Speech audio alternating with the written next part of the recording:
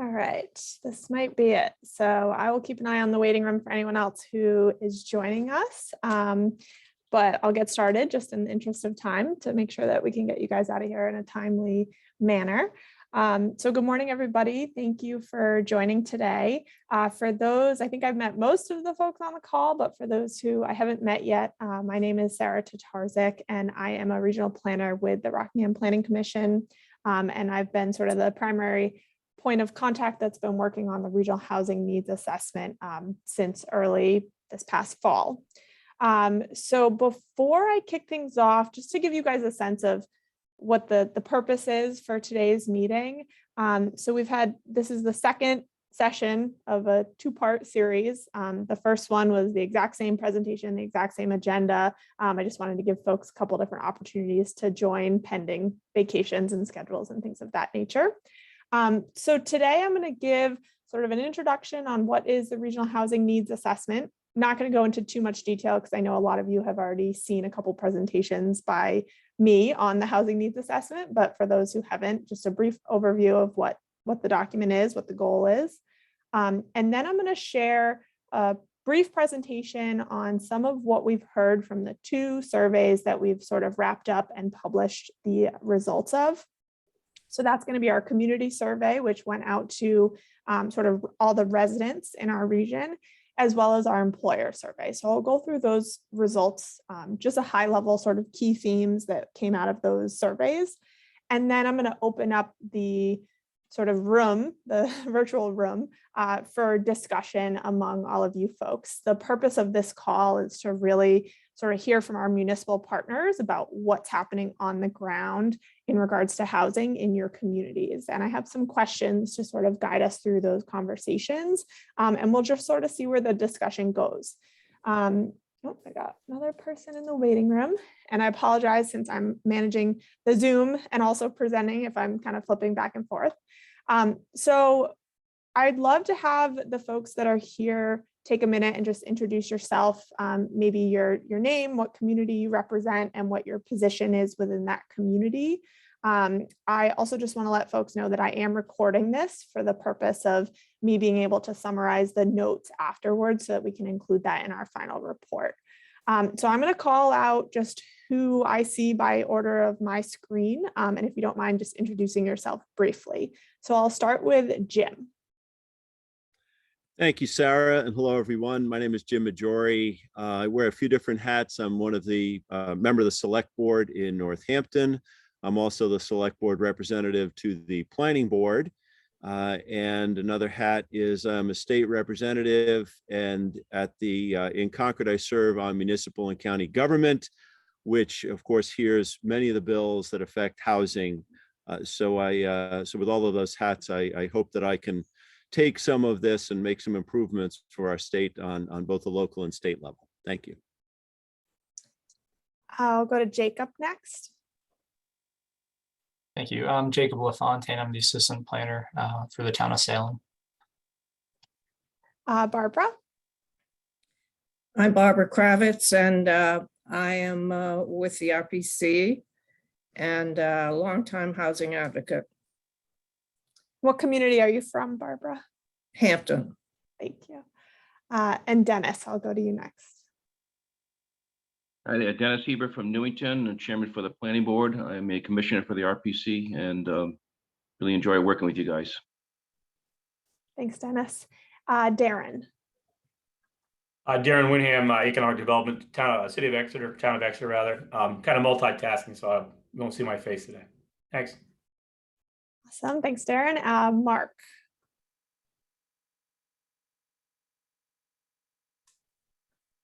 Mark, I think you joined a little bit late, but if you don't mind just introducing yourself and what your position is and what community you're from, that would be great.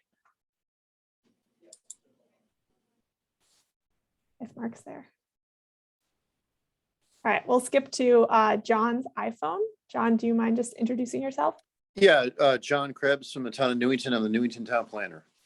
Thanks, John. And Carrie, hi, thanks for joining.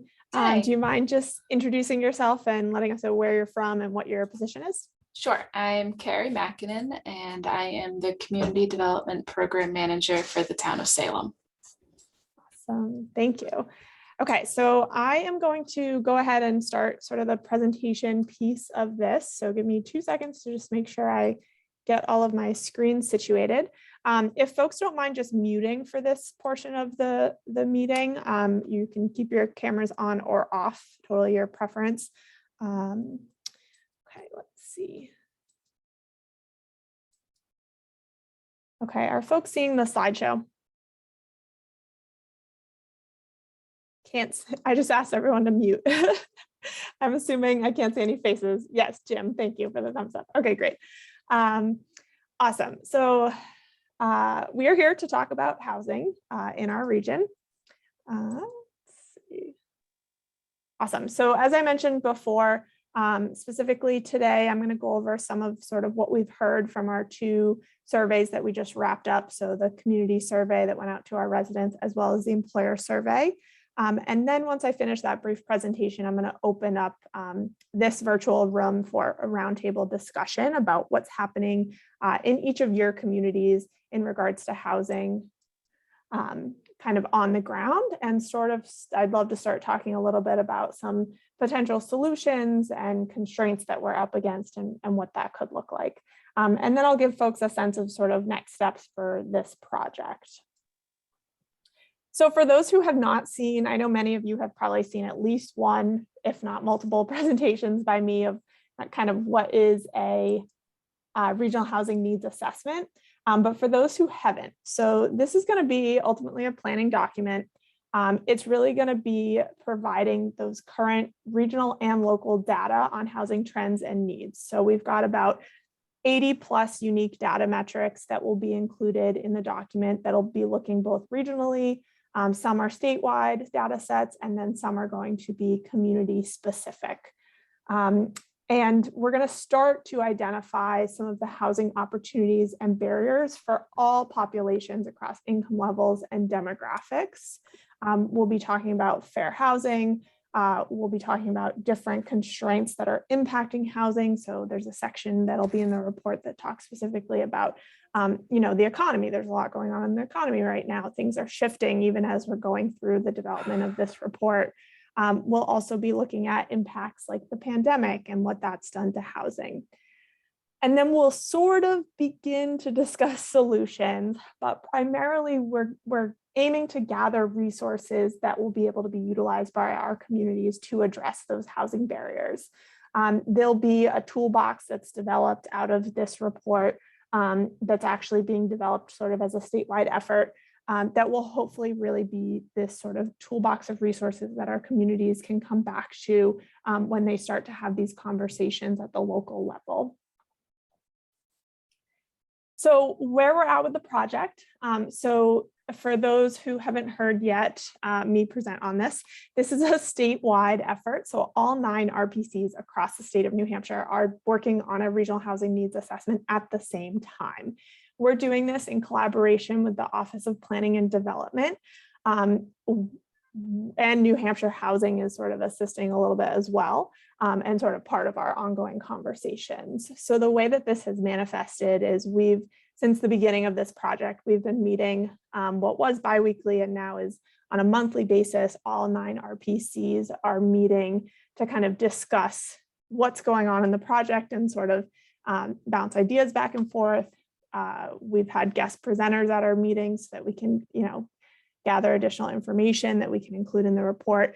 And we're sort of leveraging a lot of shared resources going forward. So what we've done so far on a statewide level with all the 9 RPCs, we developed a common methodology and framework. So each regional housing needs assessment at each RPC will ultimately be unique based off their region, but we're all sort of following a similar outline so that there's some consistency across the board. We've done sort of the bulk of our public participation. So we've sent out a handful of surveys, including the 2 that we'll talk about today. We're working on outreach currently to landlords and property managers. We just closed up a social service provider survey, which went out to those who are sort of helping match those who need housing with beds in their community or different housing options in their community. And then we've sort of housed all of this on an online website, which people have access to access any of the information that we've been producing throughout the process. And sort of where we are today, this is part of our stakeholder engagement as we work through sort of wrapping up the public process. Coming up, we're currently working on the data analysis, and we've started drafting the actual document. So that'll be sort of the bulk of what we're doing later this fall. The anticipated completion date is December of this year for this project as well. So the community survey. So talking a little bit about what we heard from the survey that went out to, across the region. We received 329 responses to that survey. It was distributed via our towns, the social media, informal social media accounts. It went out in the RPC newsletter, as well as an announcement on the webpage. And then we sort of spread word of mouth as much as we possibly could to get participation in the survey. After a little bit of nudging, we did receive representation from all 27 RPC communities, which was really sort of the goal, was to make sure that we had some representation from all of our communities. Out of those who responded, 23% responded that they were actively seeking a new place to live. So one of the things that, the purpose of the survey, the community survey, was to really start to understand what our community members' housing needs are, as well as what their perceptions are of sort of the housing situation in our region. So it was interesting to start to identify, the people who responded to the survey. What's their current housing situation? Are they looking for new housing? Have they lived in their current housing for many, many years, and maybe they're not as connected or clued into exactly what's happening in the housing market today? So we had about a quarter of folks who were actively seeking a new place to live. But that being said, the majority of folks who responded, about 73%, did state that they own their own home, either with or without a mortgage. So not necessarily actively seeking sort of moving around. We had the inverse of that. So 27% of respondents state that they're living in a different housing situation, which could have been renting, living with family or roommates, or that they didn't currently have permanent housing. So we had about 4 respondents who stated that they didn't currently have permanent housing. And then we had approximately 75% of folks state that they live in a single family home. So not a crazy amount of diversity in type of units that folks are living in, which sort of makes sense for our region. So we asked about housing preference, specifically when it came to type of housing, as well as housing characteristics. Not super surprising, but single family homes were the top housing preference type selected. So when we asked people, regardless of where you're living today, what type of housing would you prefer to be living in? Most folks overwhelmingly answered single family home. Of those not seeking new housing, 83%, so even higher than those seeking new housing, preferred to live in a single family home. For those, this table on the slide is breaking down the types of housing that people prefer who were actively seeking new housing. And there's a little bit more of sort of a varied distribution here. So 65% said that they prefer a single family home, but there were folks that did answer that they prefer to be in a multifamily or an ADU apartment or something of that nature that's different from a single family. We asked about housing characteristics as well when it came to preference. So we asked when people were choosing a neighborhood to live in, what were the most important factors that they took into consideration? And safety and affordability were overwhelmingly the two highest characteristics that folks were considering. A couple lower ranked priorities included proximity to public transportation and being located near where the respondent grew up. So when we asked about housing costs and challenges, we asked folks, for those, I think a lot of you likely took the survey, but we asked folks to describe what their housing cost is in relation to their overall household income. So 42% stated that their housing cost, which includes mortgage or rent, utilities, insurance, and property taxes, were over 30%. 30% is sort of the is HUD's definition of 30% of household income going to your housing costs is HUD's definition of having your housing be quote unquote affordable. So once a household is paying over 30% of their household income, based off of HUD's definition, that housing is no longer quote unquote affordable to that household. So we had 42% state that their housing costs were over that 30% threshold, meaning that according to HUD, their housing situation is not affordable.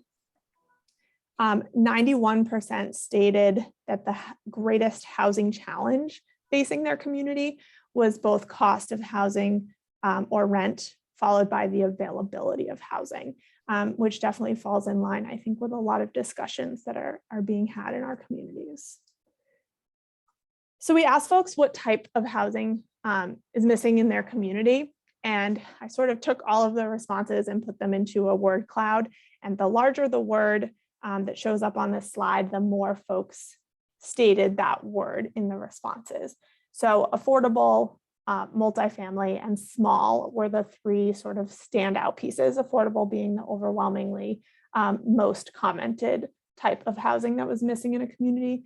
But there were also a lot of folks that talked about in the open comments about having smaller options for younger families. So, maybe a single family home, but having that be on a smaller lot with a smaller footprint for a building envelope. So the key themes of the community survey broke it into three different pieces. So demand. Majority of respondents agreed that their current housing meets their needs today, so 76%, but just under 40% stated that they disagree that their current housing will meet their needs for the next 10 years. So that tells us that, yes, folks, current housing today is fine, but there is a good significant, a good portion of folks who are saying that, in the future, my current housing is not going to fulfill my need. Affordability.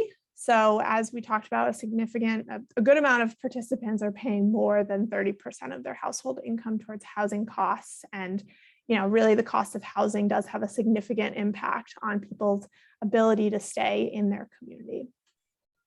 As far as supply and future need goes, about 83% of participants stated that there is a need for additional moderate income housing units in their community. So we asked, is there additional need for blank type of units? And we listed out low income units all the way to, luxury housing / high income housing units. And the moderate income category was really the one that was overwhelmingly people agreed that there was a need for it.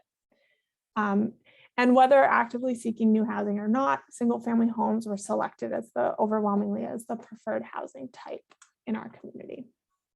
So that's the community survey. I'm going to go through the employer survey next, which is going to be a lot shorter. I didn't pull out quite as much information of the survey. And then I'll open it up for questions before we sort of start the roundtable discussion. And just to give folks a heads up, there is also our full summary report of both of these surveys are listed on our project webpage, which is hosted on the RPC page. So if you're looking to dig a little bit more into these surveys, you can find that information there as well. So the employer survey. So we distributed this via the Secretary of State's Businesses in Good Standing list. So it went out to about 15,000 employers in our region. Out of that, we received 197 responses, which I was actually super psyched on. And we did receive participation from businesses located in 22 of the RPC's 27 communities. But that being said, we do acknowledge that a lot of businesses provide services across municipal boundaries. So regionally, that might be a little bit different. The purpose of this survey was to understand how and if housing conditions are standing in the way of employers attracting and retaining workers. We also wanted to know what types of housing solutions were the most appealing to employers and employees, if any. And then lastly, what housing solutions would businesses consider supporting, if any, in order to alleviate the current housing pressures on employees. So we sort of broke this out into three different categories. So housing availability, attracting and retaining workers, and then housing assistance. So housing availability, we had just under 70% of employers identify that the availability of housing in their area had very limited housing options. We had about 56% of employers acknowledge that a housing supply shortage does impact their ability to attract or keep workers, and that the cost of housing was selected by 54% of respondents as having a high impact on their ability to attract and retain workers. So we had about half of the employers who responded acknowledge that housing is a challenge to their ability to sort of operate as a functional business and to attract those qualified employees and keep them. We did ask about housing assistance. So we asked if employers were providing any sort of housing assistance. And then we also asked if they would be open to learning about or to provide any sort of housing assistance. And the only three that were selected as being utilized, three strategies that were utilized by some employers, not many, but some, included homebuyer education, moving cost assistance, and some cash contributions. And although we had, over 50% of employers who took the survey state that, the housing supply is challenging for them, we only had 26% of employers agree that their company has a role in helping to address the New Hampshire housing issue as it relates to employee retention and attraction. So although folks acknowledge that, yes, it's a challenge to their business, they don't necessarily all agree that their company has a role in helping to address that issue. So sort of the key themes that we pulled out, one thing that I just thought was really interesting, so I put it on this slide, had to do with remote work. I think that that's a topic that comes up a lot in just, kind of anecdotally in discussions, that a lot of folks these days, post a COVID world, or in a COVID world, I guess we're still in, a lot of folks are working remotely. But out of the employers that responded to this survey, and it could just be the type of employees that we were able, and the type of businesses that we were able to have participate in this, we actually had just under 80% of employers state that less than 25% of employees work from home periodically, and 75% stated that less than 25% of employees work from home regularly. So this leads us to believe that of the folks that responded to our survey, remote work is not necessarily a viable option or a consistent option for their employees. As far as housing supply shortage impacts, as I mentioned, a lot of folks stated that, over 50% stated that, yeah, housing supply shortage impacts their ability to attract or keep workers, but that they don't necessarily agree that their company has a role in addressing that issue. That being said, though, in the open answer comments, a lot of employers are recognizing that housing is a challenge that's not only impacting low income earning employees, but also their moderate income earning employees. And some employers are starting to talk about, innovative solutions to address housing challenges. So we did have a few open answered comments that were specific about, wanting to partner with other businesses to provide childcare, which is, one of the key elements that goes into addressing the housing challenge. We had folks talk about advocating for building energy efficient homes in order to offset utility costs for folks of a lower income. So there's definitely discussion of sort of what we could do for solutions. So that is the survey. I'm going to stop sharing before we get into the discussion and just open it up for any questions before we switch gears into hearing from you folks.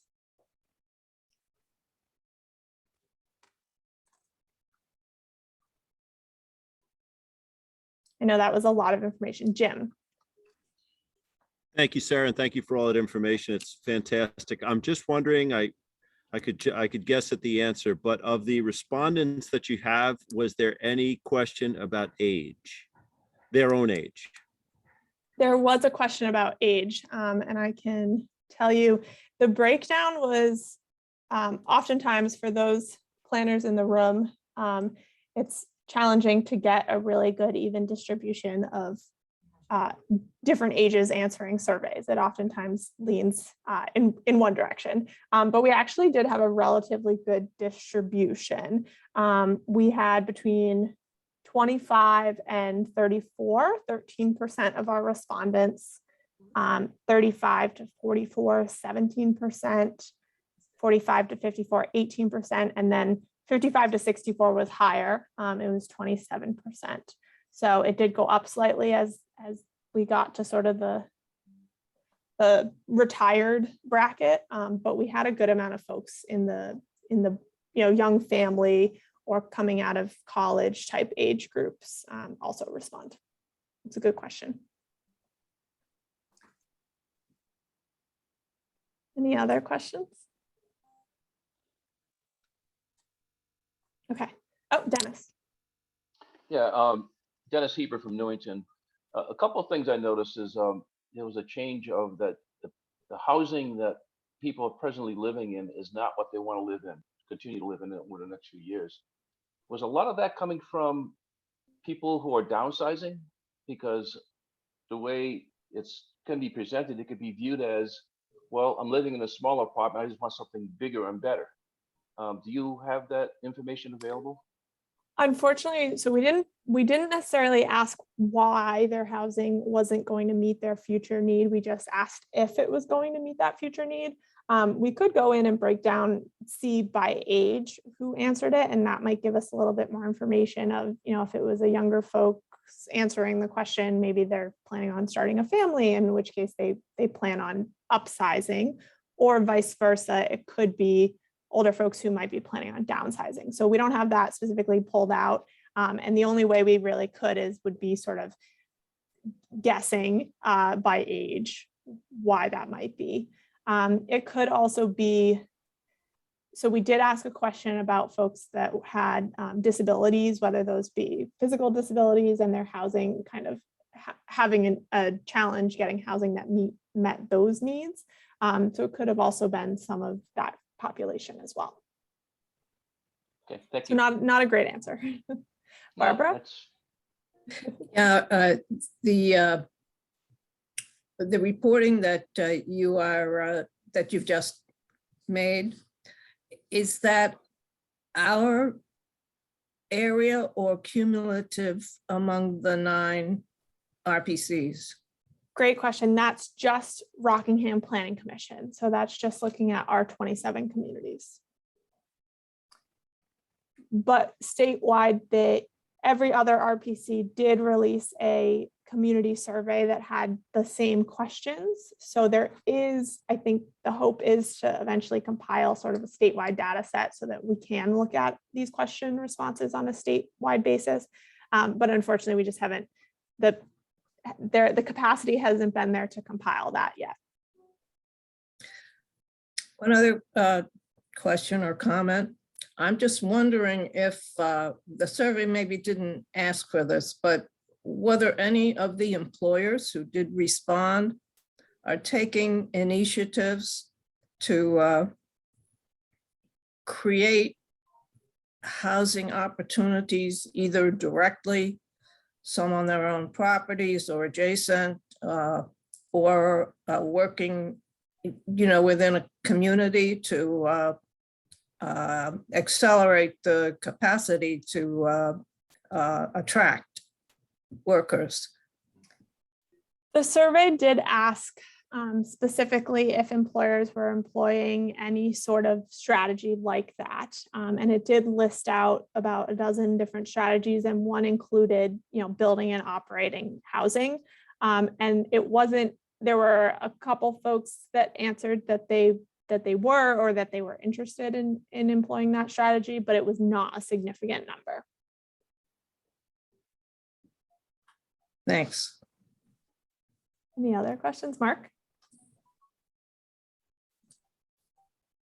Hi, Sarah. Do you have any sense how many of these people are like planning board members or like really plugged into the community versus, kind of the broader public that we might not hear from as much? So for this survey, we didn't specifically ask if they had a role in a community. We did do for the municipal sort of questionnaire that I've distributed out a couple times that all the folks on this call hopefully have already taken or have seen at least. We did ask in that questionnaire what folks' role were in their community. But for the resident survey, we did not ask that. So I wouldn't be surprised if just purely based off of the way we distributed this survey, if there are, a good amount of folks that participated that were either town employees or participate in some capacity in their municipality. Is it a pretty good mix, would you say, of across the region? Or are there certain towns that are like super overrepresented?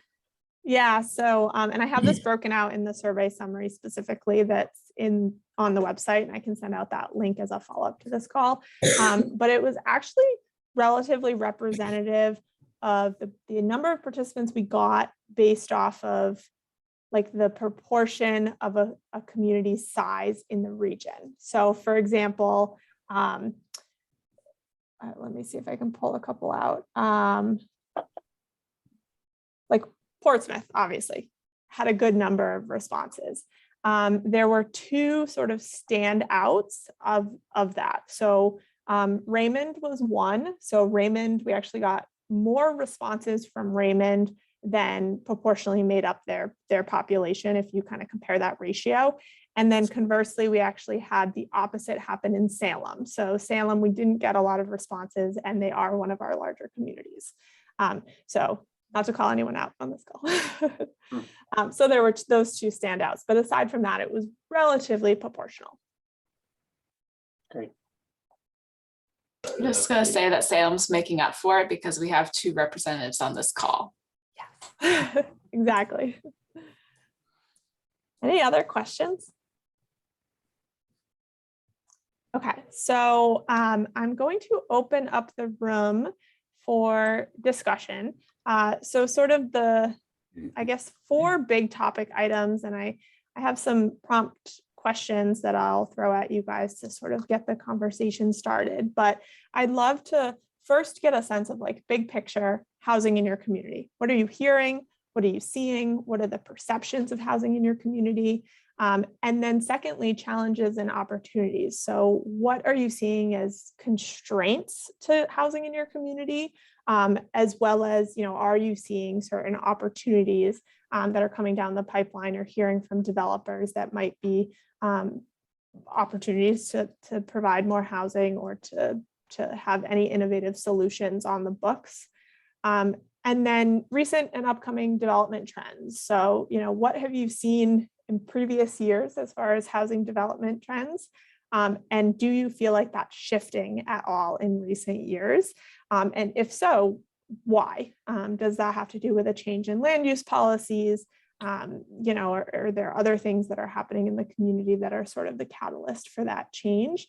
And then lastly, getting a sense of like, if your community is open to thinking about solutions, what scale are they interested in thinking about, right? Are we talking big land use regulation overhaul, or are we talking about making the ADU ordinance a little bit more kind of flexible and liberal as far as so there's sort of these big spectrums, and our region is so fascinating because we have very diverse types of communities. So it's interesting to get all of you guys in a room who have probably very different sort of needs when it comes to housing. So to kick things off, sort of that big picture, if you could, I'd love to sort of just go around the room and hear from folks. If you could use, one word or a couple words to just describe housing in your community, what would that be? And I'm happy to either let this go or I'll call names depending on how it goes. Barbara, you're the first one on my screen. Do you mind answering first? Well, I don't know if I can answer your question with as much specificity as you would like. That's okay. Let me start by saying that Hampton is currently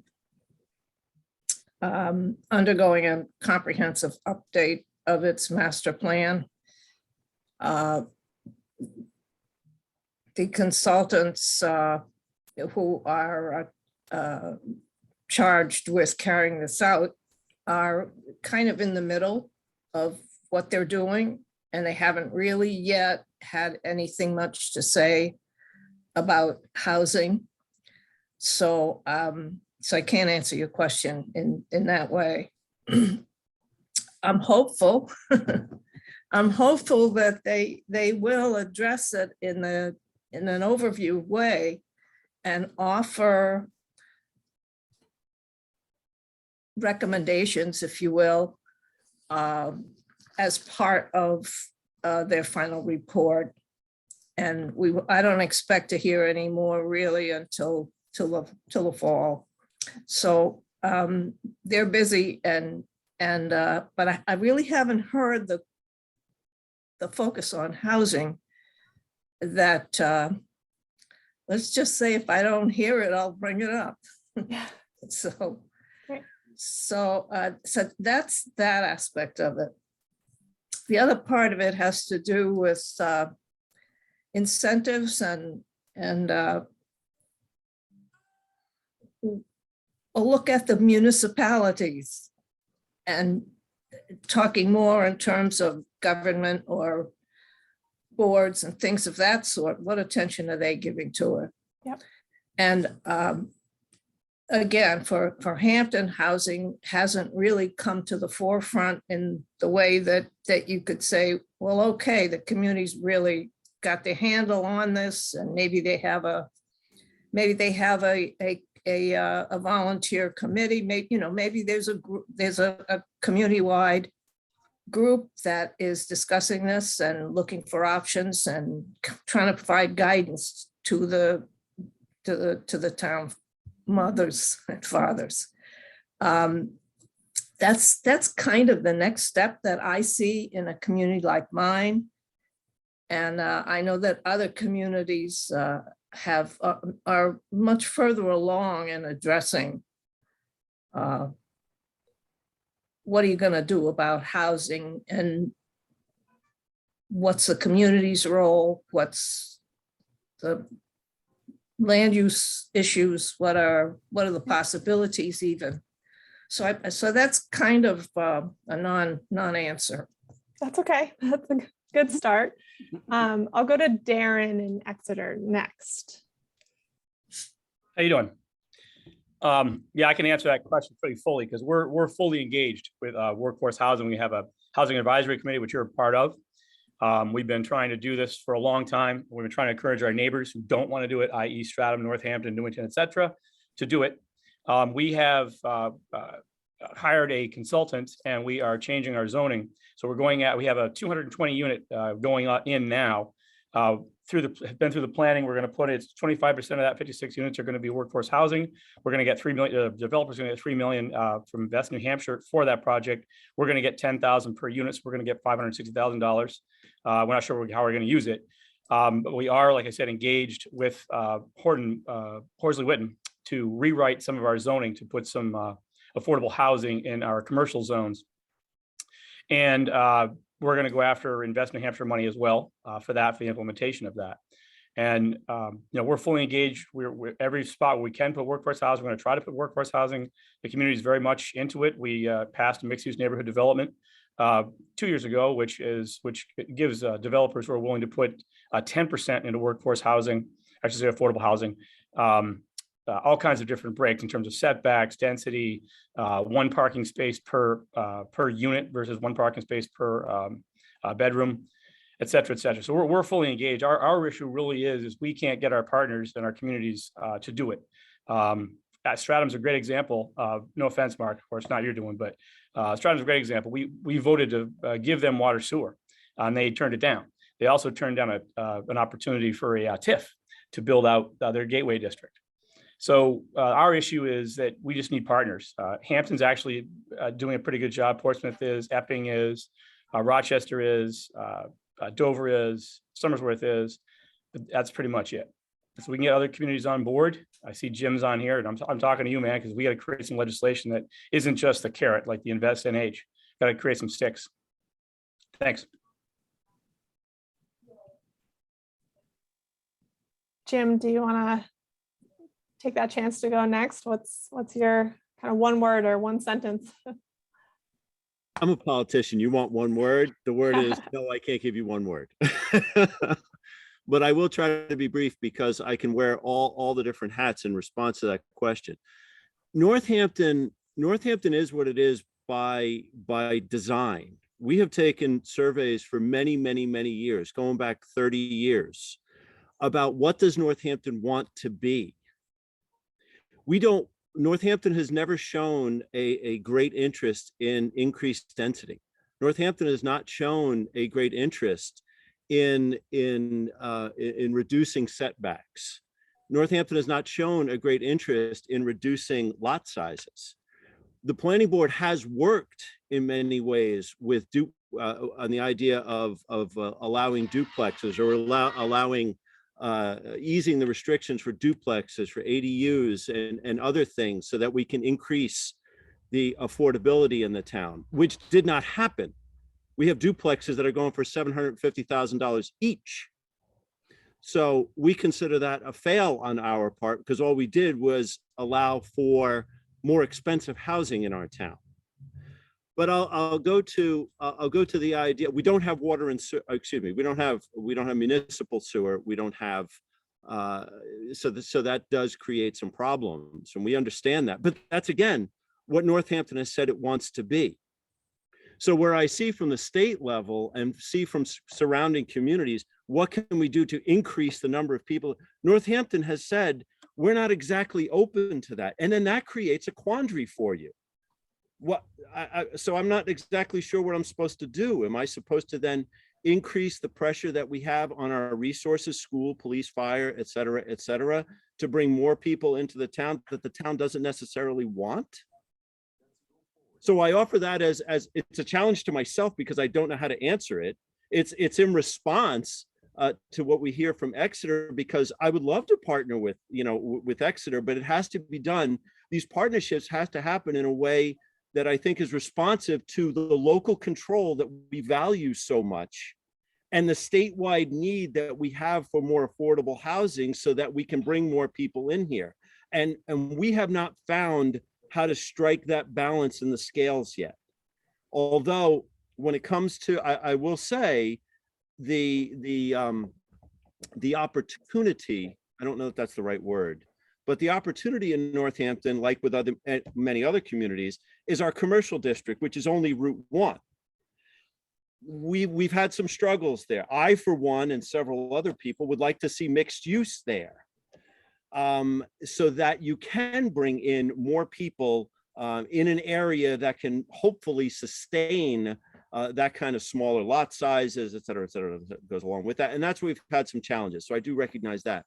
But I offer that challenge as I'm not going to say we're going to go down to force quarter acre zoning in Northampton when Northampton clearly does not want that, and use that as one example. And I hope that my challenge offers us the opportunity to help me help everyone else. Does that make any sense? Sure. I think it's not a unique challenge to Northampton. So I think it was articulated well. Dennis, did I just see you unmute? Yeah, I'm not sure if I want to talk because I didn't like being on that list of people of Exeter that said that Newington's not a part of this, and I don't think that we should be throwing stones at one another. So I'll say that, get that off my chest. I will say for everyone who is listening who thinks Newington is not, that we put up 30 acres as an overlay to allow mixed use. Excuse me, workforce housing. The state bought it and putting up their garage. The state and the federal government owns 55% of our town. How much more are we going to give up? I guess with that, I'll just end it. Thank you. I'd love to hear from Salem, either Jacob or Carrie, just sort of what's going on there. Sure. I think Salem's a very housing friendly community. We've seen we're a little bit removed from the rest of the region, but we've seen our multifamily supply grow over 20% in the last 5 years. Most of that's driven by the development at Tuscan Village. So it's kind of insular, I guess. For instance, we had lot consolidation at our most recent planning board meeting, and we did have some public opposition to it because there's some single family abutters who anticipate that there's future, they're consolidating these lots so that they can put additional units there. And there is some concern there, but typically we don't see a lot of public formal support, sometimes on social media, but it doesn't really translate into opposition at our meetings. And we have a planning board that's very supportive of workforce housing. Tuscan Village initially was approved for 700. Ultimately, they're approved for 1,200 units just on the 170 acres of Tuscan Village. And they're going to come in presumably for even additional units in excess of those 1,200. Initially, it was approved for 700 units. And when they revised the master plan to get the additional 500 units, the planning board really pushed them. They said that they wanted a component to be workforce housing. They saw the demand. And they pushed the developer to provide workforce housing on site. The developer said that the land basis was too high and they couldn't do it on site. So they did provide 10%, over 10% of the additional units off site.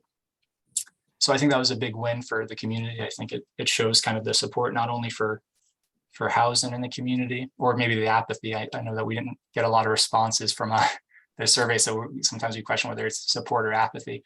But ultimately, I think Salem has been a success. We've seen, along with that 20% growth in our multifamily, we've seen consistent growth in our single family housing. I think the most recent data that OPD released, we issued the third most building permits for single family housing.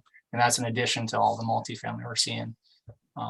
We do have some questions about providing emergency services and accommodating the additional demand for the growth. I think those things come up occasionally.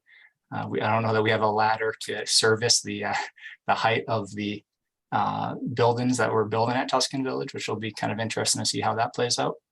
But despite that, the planning board has continued to be supportive of housing. I don't know if I caught everything, Carrie. I'll just add a couple things. I just say that demand for housing is very high in Salem, and as Jacob mentioned, we're 1,200 units in Tuscan Village, largely at the luxury high-end level, and they just keep building them and keep filling them. And where those people are coming from is the question. I think a lot of people are crossing the state line probably to move up into these luxury apartments. And it was a huge win to get the 74 units of workforce housing as part of the project. And I think the demand is for even more than that, but it's a good start. We actually had the groundbreaking just this week. And then another thing recently has been in the news. We had Westgate Arms. There was a large number of apartments there that are of the more affordable apartments in town are doing a renovation project that was going to displace all of the residents, and they have nowhere to go. I think there's just very limited options for where someone could go. And I've worked with the human services, the welfare office here in town a lot. And oftentimes when people come to us with issues, all we can say is, there's nowhere in Salem you can afford to live. That's just the answer. So, yeah. Thank you for that. Stratum, Mark or John, what's going on there? Thanks, Sarah. Well, I agree that housing and workforce housing, it's really a regional issue, and it's a regional obligation of every town to kind of help try to solve the problem. I will say for Stratum that infrastructure is definitely an issue. We don't have any public water, any public sewer, except for a few limited commercial areas. So we're one of the smaller towns, or kind of mid-sized towns, and we have the highest number of wells in the seacoast. We have over 5,000 wells, either private individual lot wells or community wells. We hear from DES a lot. We have a huge number of community wells that are in close proximity to each other. So DES, hates to see that. I think we're reaching a point too where under our traditional zoning, we're going to run out of land to build additional housing. We're looking at doing like a cottage or small house kind of cluster ordinance. So that would be we reduce the lot size significantly if the developer agreed to do a house that was 1,500 square feet or less. So that's, I think, kind of creative way without the infrastructure in place to really support more dense housing, to kind of address the issue a little bit. We do, oddly enough, we do have the zoning in place to support more dense housing in our gateway corridor, which is along 108 Portsmouth Avenue, but it doesn't have water sewer. So, that zoning's been in place for probably 15 years. It's never been utilized. So until we have the infrastructure in place, it probably won't be. There's 2 sites in Stratham that are interesting for, I think, housing development. There's the former New Hampshire Tech College site that's just kind of been sitting mostly idle for many years. Really like to get something going there. The challenge is it's very much off on its own, just not remotely close to any public water or sewers. There's really no chance it would be able to connect into anything. But it's a big enough site, we're hoping they could do kind of a creative community system and get something going over there. We've had some conceptual discussions with them, but we haven't seen an application yet. And another site is right on the Exeter line. It's 80 acres or so right on the Squamish River that they would like to do housing at. And it's interesting because there is the water sewer connection on that street, although it's part of Exeter system, and we have agreements with them to service the individual lots on that street, but not this site.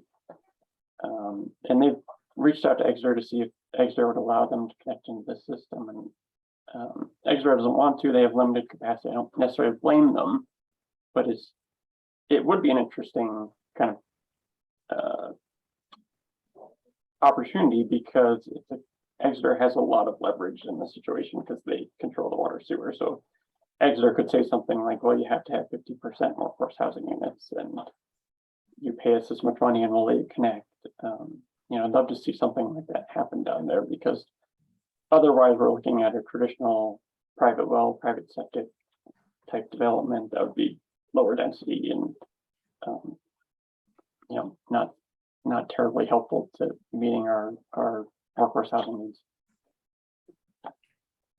I'm curious, a lot of you folks have discussed sort of, some of the developments or developers that have come to your communities with interest, right, in developing, and maybe they're running into roadblocks, whether it be infrastructure or zoning or community perception or community opposition. But does it seem like, what type of development does it seem like the developers are interested in developing it? Is it like a Tuscan village, or, Mark, in that situation, do they have a strong preference of, obviously, I think from a developer standpoint, more units is oftentimes better, right? But maybe that's not the case. What's the sort of feel when you guys are getting, concepts coming into the office? I think it depends on the infrastructure in place. If they have water, sewer, and the town's willing to allow higher density, they want to maximize, so we're looking at pretty big buildings, maximizing the number of units, multifamily projects. But if they're on private well and septic, it's that traditional like 80s, 90s style development with these massive houses. So there's definitely a disconnect between, smaller apartment, garden style apartments, and these massive 3,000 square foot single family houses. Jim, go ahead. So again, to add to I think what probably doesn't happen or is unique to Northampton, we're still 3,000 plus square foot single family homes, whether they're in a 5-unit subdivision all on 2 acres, or if they are individual, that is what is going up in Northampton and I believe surrounding communities, and they're selling. So developers aren't looking for anything other than that. There's no interest in affordable. If we look at what, not just the 30%, but if we look at what is considered affordable housing, there's no interest in that. Right now, you can get $800,000, for that 3,000 square foot house in Northampton all day, every day. I don't know why a developer if I were a developer, I wouldn't turn my nose at that. Barbara? Yeah, I have a question for you, Sarah, and then I would offer some comments. I recognize that this entire, I'm going to say project, but I mean what this aging, I'm sorry, I mean the housing situation is statewide and being addressed through the RPC. So my question is, just briefly, what's the next couple of steps that RPC will take in this? After the housing needs assessment? Yeah. That's a great question that I'll try to answer for you. So I think the next steps, I guess the first thing, so Invest New Hampshire, for those who might not be as aware, but the state has basically received funding for housing. And Invest New Hampshire is providing 3 specific municipal grant programs that they actually just sort of launched the first information session on yesterday. So we're just sort of now starting to get really the details on what that looks like. And I think the RPC has a lot of interest in trying to assist our communities in getting access to those funds and helping, if there are going to be applications that need to come through and disseminating information that's relevant to those. And that's a little bit more of a shorter term, because applications are opening for municipalities to apply for the grant funds like over the next month or 2. So that's a short-term thing that the RPC is interested in pursuing and hoping to connect our communities with those grant funds. The second thing is, as we continue to, once the regional housing needs assessment is published and we have the toolbox of resources and tools and guidance ready, the hope is that we can be working with our communities to be looking through land use policies, zoning ordinance regulations, and making modifications where communities are open to it, to address what the community is hoping to gain from a housing standpoint. And the toolbox is also going to include some trainings that can be sort of passed down to our communities to help have these conversations, at the land use board level, but also with the greater community of sort of getting the word out of, there's, in a lot of communities we've heard, there's a bit of a disconnect of, yes, we know we need housing. We're doing X, Y, and Z, but we don't really know what to do next. And trying to sort of bridge that gap is where the RPC's role is going to come into play. Thank you. That's very encouraging. But let me offer a few comments. One, I almost misspoke before, but the question of the aging population, Hampton, for example, right now is about 40% above 65. I'll just put it that way. So that's a huge influence that has to be accounted for, and it has to be accounted for on a townwide basis, and there has to be some guidance coming from the town for that.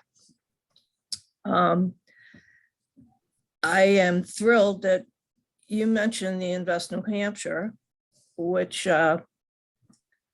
was an eye-opener yesterday. And I may not have it all right, but this is here's my take on what I heard. There was a lot of money that the state has that is specifically geared for assisting municipalities in housing matters. And according to Ben Frost, through the vehicle, the mechanism for this will be for the RPCs to actually become the consultants who are hired to assist municipalities. So this is an opportunity that I suggest maybe those on the call yesterday and the few here today are even aware of. So I want to suggest that one thing that our RPC can do is accumulate information and get it out to the communities. We heard some things that Exeter particular, but Exeter's been way ahead on this for years and years. But here's what, here's what we did. Here's the housing we have. Here's what we're doing now. Here's what we are planning for the future. Here's how, here are the steps we're taking. Here are the opportunities.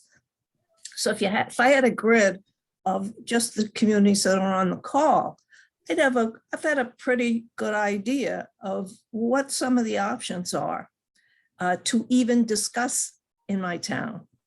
You see what I'm saying? And Jim, I hear you. There's a lot of what you say applies also in Hampton.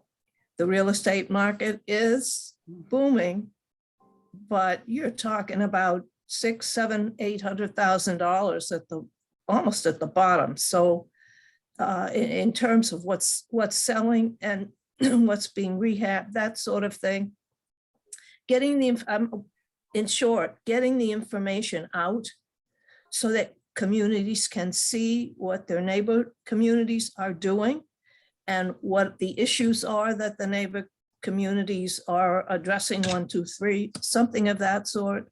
That would be tremendously useful. That's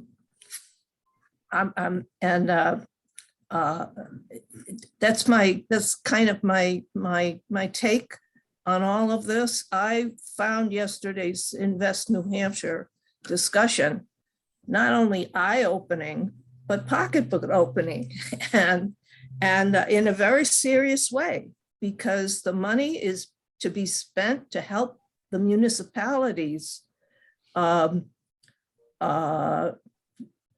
assess what they need, get consulting help on everything from funding to potentials. I mean, I couldn't believe it, to be quite honest, and I'm not equipped to repeat it. I didn't think carefully to take notes, but that just getting that information out to communities so to see what is happening. And I know Exeter's a poster boy in this, because they really have been at this for 10 years, beginning with the first subdivision, Watson Woods, I think, which is a combination of single family homes together with attached townhouses that all were under the affordable housing that meet those requirements. That's how they did it. They created 2 types of housing. So, and it went great. And I think they're going to do another one in the same general area they're planning, and it's big. It's a lot of housing. So the other part of the problem is where in a community, where can you look to increase housing?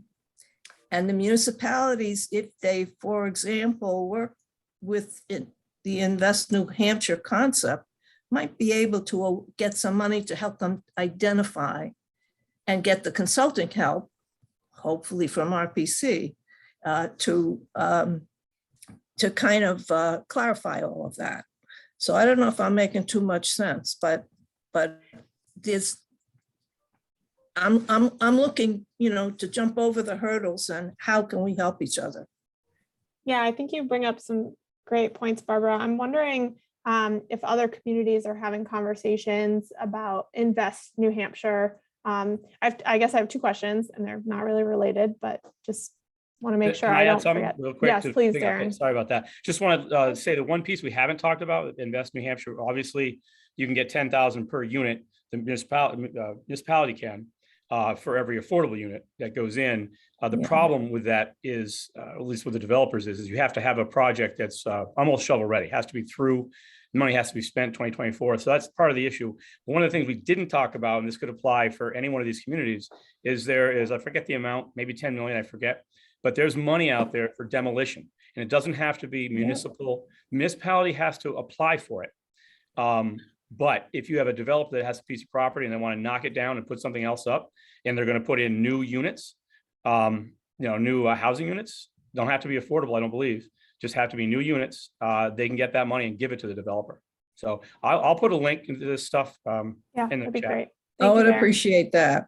Yeah, and I can Okay. follow up as well with the website for when I send the follow-up email to all the participants. And I think the demo grant program is really interesting because it doesn't even have to directly be housing units. I don't think it can be to demoing something to create something that will benefit That benefits housing. units. So it can be green space, it could be parking infrastructure, et cetera, et cetera. So thanks, Darren. That's a really great point. So are other communities having conversations about Invest New Hampshire, and are they kind of clued into it? I do know we internally have been having conversations about trying to get the information out to our communities, but it's been coming at a slow trickle from the state. And now I think they're like, okay, we're opening it up to everybody. So have folks been following what's been coming out or not so much? I think getting the information out, putting it together in a way that allows somebody to read through an information sheet and get the ideas so that communities know what they might ask for, why they might go to Invest New Hampshire, because that's new. It's all brand new. And it was fascinating to hear the breadth of What you can do with it. the options that are available, including running from the kind of help that Darren just described, but help for communities to create overlay zones or work on the enablements. I mean, they want consultants to do the work, and they will either be reimbursed or it will be part of a grant. This is a little mind-boggling. So just getting the information out would be a tremendous resource. And I just commend RPC to tell everybody what you're willing to do. Definitely. And so to switch gears a little bit, I'm curious to talk about workforce. We don't have a ton of, I want to get you guys out of here by no later than 11:30, I think I promised. So I'll do a couple more questions and then we'll sort of wrap up next steps. But have folks been hearing, from an economic development standpoint in your communities, have you been hearing about challenges with workforce, or is that something that is not necessarily on the municipal radar at the moment? Do you mean from like businesses? From businesses, yeah. So that project that Barbara was talking about, those 220 units, in order to get we had to get a variance for that. Now we've sort of seen the light, because there were people against developing on that particular site. They wanted to see just commercial. But so what I did was I went to the hospital, Sig Sauer, Osram, and Cobham. And I said, look, you keep complaining to me about workers. Here's a project, I need you to support it. And they all wrote letters that just said, look, Osram basically said, we're going to leave if you don't do this. But all the other companies, same thing. They're like, we just absolutely need to, we need the workers, and we can't find them. And so we're going to do whatever we can to try to help. We're noticing that even in small businesses, the hours are being contracted because they don't have enough workforce. And it's very noticeable. And even just, in local eateries, for example, the hours are closed down and they need workers. Sarah? Jacob, yeah. Yeah, I just wanted to touch briefly on the development pressure in Salem, Please. which is primarily for the multifamily housing. People are seeing what's happening at Tuscan, and we're getting calls all the time for additional units. Carrie had talked about those being luxury apartments, and I went on the website just because their rates change pretty quickly or frequently. And our 2-bedroom unit, there's rents from $4,000 to $4,600 a month. So really kind of incredible prices. And that's why, Carrie talked about Westgate Arms, which is a more affordable apartment complex. And those are ones who did the lot consolidation because they want to put more units there. But everybody sees what happens at Tuscan, and they want to do more. In terms of workforce, the planning board were really the impetus behind the 74 units that we just had the groundbreaking ceremony on. And that was a real struggle initially. Joe Farrow, who's the developer, didn't really understand the concept, didn't really see the value in it. But Tuscan Village is primarily, at least to this point, there is a life science campus that is yet to be built out. But to this point, it's really service oriented. Those are really jobs that are workforce jobs.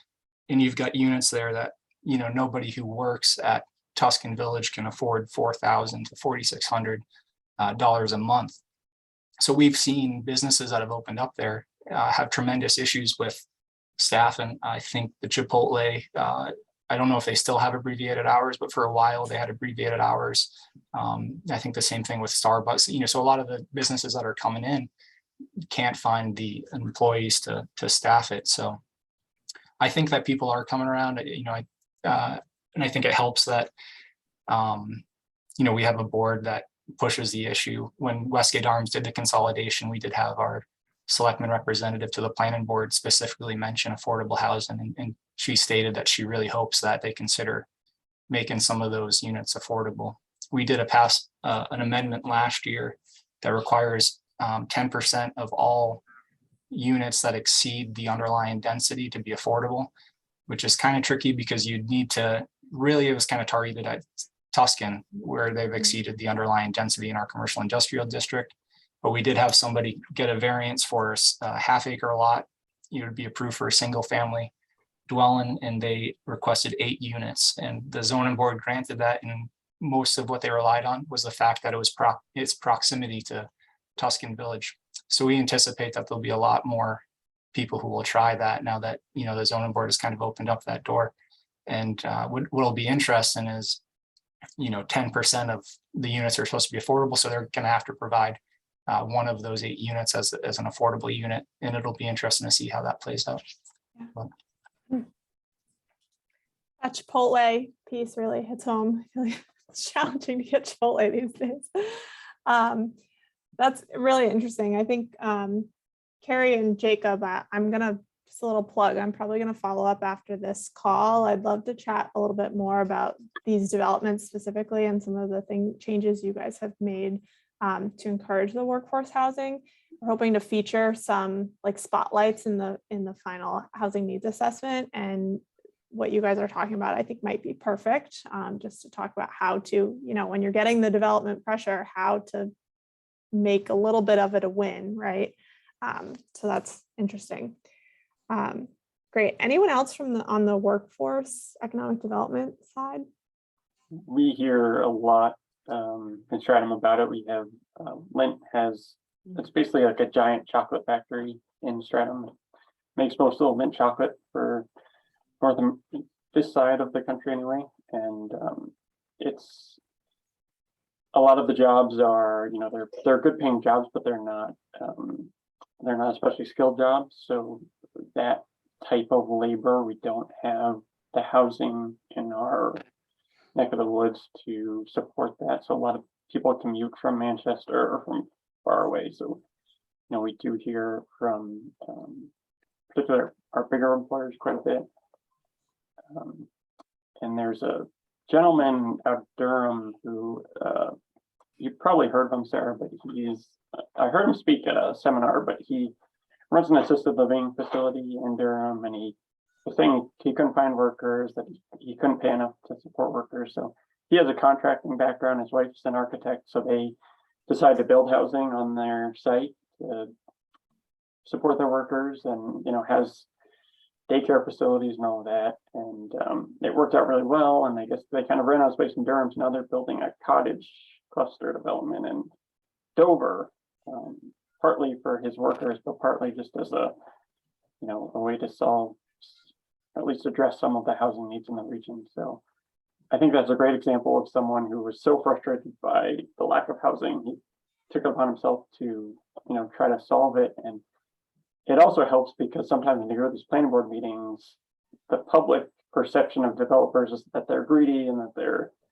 they want to make money. And I think in this case, this guy just wants to sort of run his business. And so it's a nice kind of answer to that. Yeah, and the childcare piece I think is really fascinating. I know Darren is also on the Seacoast Economic Development stakeholder calls that happen on a bi-monthly basis at this point. Childcare is often a hot topic that comes up in conversation about there just, one, not being enough, and two, how challenging it can be for childcare businesses to even just operate, pay their employees enough. And it's, there's many challenges that go into it. So the Harmony Homes, I think, is the name of the business that Mark, you were just mentioning, the sort of structure of what they've put together of providing, workforce affordable housing on the same property as their business, and also bringing in a childcare provider to that piece is like, you're getting the whole picture, cutting commute times, providing childcare for your employees, providing affordable housing for your employees, and making it all work. Jim, did I see your hand go up? Yes, thank you. I just wanted to add real quickly, for whatever it's worth, I do know that there's going to be a bill introduced through the Senate to make licensed daycare facilities tax exempt. There's a whole lot to unwrap with that. I don't want to get into the discussion, but people are thinking along those lines, which struck me. I wanted to share that. Interesting. Great. Anyone else have any comments before I start to sort of wrap it up? I mean, I think, we've sort of throughout this discussion have been weaving in and out of talking about some, what I call quote unquote innovative solutions, right? And I think Invest New Hampshire is going to be a great opportunity for a lot of our municipalities. But my final question is sort of talking about scale. I think we have many diverse types of communities on this call, and from Salem, the Stratum, Northampton, what scale of potential solutions do you feel like your community is maybe receptive to? So for example, Jim said Northampton's not really interested in reducing minimum lot sizes and setbacks, and they're sort of fine with the status quo is what I'm hearing a little bit. But are there things like ADUs, allowing for more flexible ADU ordinances and things like that that maybe the community might be receptive to, that you guys have heard?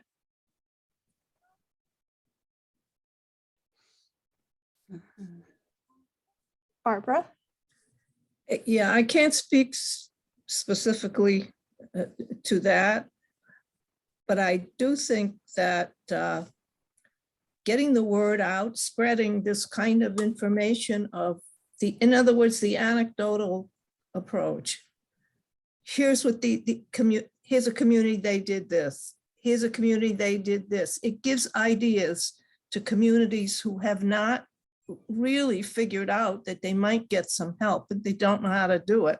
If they find that other communities have made some progress, just that knowledge, if if RPC undertook that kind of education, that would help. That would help to answer the question you just asked. Sure. Yeah. And my suggestion is, aside from figuring out how to do that, we do have a newsletter, and wondering whether that might be a vehicle, for example, for a brief essay from Darren, for example. Here's just what he said. This is what we're doing. Perhaps some thought could be given to how you can create an online community in that sense, that can share information and become educated so that they can take advantage of options that they just aren't aware of. Yeah. The other is obvious: communities cooperating together. That's a whole area that is worth attention. Dennis, I see your hand up. Yes, Thanks, I'm Barbara. sorry about my video. I can't start it for some That's reason. okay. It's failed. As long as you can hear me, that's great. In Newington, what we've done is allowed ADUs by right for every single family resident. So literally overnight, if everyone decided they wanted to put an ADU in, they could. And we have approximately 300, 350 residences. Again, small town compared to other cities and so forth, but we're trying to do everything we can. We also went ahead and did an overlay in part of our office district, which abuts our residential district, to allow high density workforce housing, as I said earlier. So those are the kinds of things that we have done, but the ADUs are like almost a no-brainer, because with the way we have it structured is that it can't look like it's an apartment house. It has to look like a part of a single family residence, and it works really well. Yep. And if every community did that, it would probably help a lot in allowing for small family housing. Thanks, Dennis. I see Mark's hand up next. Yes, so I've worked in Bedford and Stratham, and Bedford had a pretty liberal ADU requirement, and Stratham does as well. It's even a little bit more liberal in that we allow people to build detached units by right. But I'm a big advocate for them because it's something that is just surprisingly not controversial. When I was in Bedford, we did code enforcement too, so we heard all the complaints that people had, and people complained about everything you can imagine, but I don't think there's ever a complaint about an accessory dwelling unit going in next door to someone. So it's a kind of housing that, I think we could address a lot of our needs just through that, without really creating a lot of controversy in the community. Yeah, that's a good point. Any other final comments? Otherwise, I'm gonna wrap it up. And we haven't heard much from you. Just want to give you a chance if there's any final comments. Well, no, I got stuck when you asked for a one-word description, and for Hampton, I think it's pending. For the first time, we're seeing possible projects that are multiple residences in the downtown area with, gee, we didn't think about how we're going to get the traffic in and out of the space once we build the building. But prior to that, all we were getting was can't build anything smaller than a 3-bedroom single family home in this whole project because we can't make any money on anything else and nobody wants them. And so we're kind of paused at the moment, I think, to see what's going to come in next. Interesting. Awesome. All right. Well, thank you all for participating. I think this was a really great discussion. It's really helpful as we shift into drafting the document this fall and later this summer. It's helpful to hear from all of you guys about sort of exactly what's happening on the ground, since we can sometimes be a little bit removed. Just so you guys know, so for next steps, we do have those survey summaries up on the website. I'll send out a follow-up email to all of those who participated with our link to our project website so you guys can easily access those, as well as the Invest New Hampshire information. I do know we're planning on including some information about Invest New Hampshire in our RPC newsletter, which is coming out in August. So if anyone is interested and hasn't been following it, stay tuned and you can access it there as well. There's a couple of you guys that I might follow up with for those like spotlight cases, as I mentioned, because I think some of the discussions that we had today would be really useful to feature in our final document as well. And other than that, I will let you guys go enjoy the rest of your day, but thank you for participating. Thank you, Sarah. Thank Thank All you. right, Thanks, Thanks, Sarah. Good Sarah. job. Thanks, everyone. Thanks. Bye-bye.